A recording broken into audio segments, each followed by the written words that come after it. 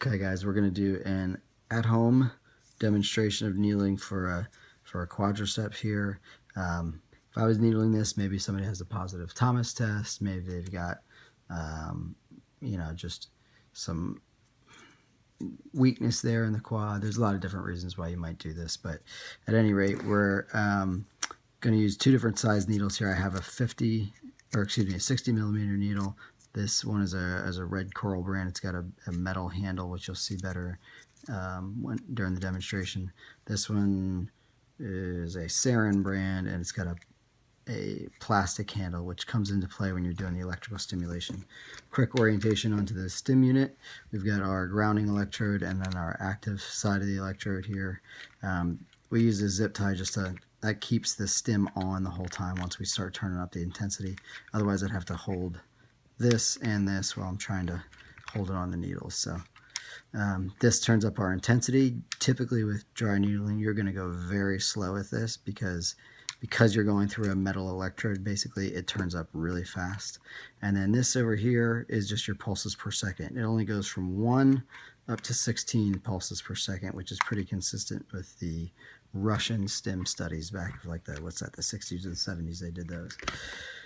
At any rate, when I'm identifying the musculature, especially something that's easily contractible like the quad, calf, if I'm trying to differentiate different sides, I'll have them contract so I can see lateralis, medialis, rectus femoris. Obviously, deep to that is the vastus intermedius. The anatomy is in the other slides, the specific anatomy. So I'm going to try to find a trigger point here for you guys, and we'll see what we can get. Little side note, I'm not wearing gloves. I'm needling myself, so I'm not worried about my own germs. I won't infect myself, but if you're needling somebody else, obviously you need to have the gloves on. So this is our 60 millimeter needle. I'm going to use this one to try to get to the rectus femoris and to the vastus intermedius. Generally, if I'm doing rectus, I'm going to go all the way to the bone and get the intermedius as well.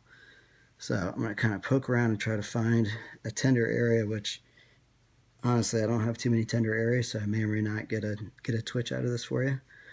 When I'm needling, I'm going to get good compression. I want to needle right next to my fingertips there. So my guide tube is going to go right there, get a nice firm tap so that I know that tube or that needle went all the way into the tube.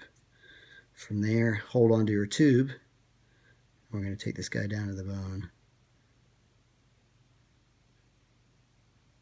There's my femur, and of course I got twitch in that film there, but we'll see what we can get out of the medialis. So this is the sarin needle. It's got a plastic handle, which again, this one has metal, this one has plastic. When I'm using the stim, that's really when it comes into play. So we'll find a area. This seems pretty good. So again, right near my fingertips, I'm going to put the tube right next to it. Oh, you know what? I'm going to needle this left-handed so you guys can see a little better, so there's less shadow. So there's my spot. Coming in with the tube. Firm tap. We're going to take this down. And of course, I'm not going to get you a twitch, which is the whole purpose of this demonstration. Ooh, there it was. That was a twitch. Hopefully that got caught on the film. So now I got the needle where I want it. I can put the tube down. If I had to reuse the needle, you can reuse the needle on the same person in the same area. You can resheath it, but at any rate, it doesn't matter which side I put to which needle. I just can't put it on the plastic. So if I'm going to stim the area, I'm going to do this. I'm going to take this down so you can see it contract a little bit. I'm going to turn this guy up. And there you can see my VMO going. All right. If I want to get more of a tetanic contraction, I'll turn it up to the 16 pulses per second. And now it's giving me more of a tetanic contraction in there. So that's a good firm contraction. Good. When we're taking the needles out, we want to get good pressure. Pull that guy out.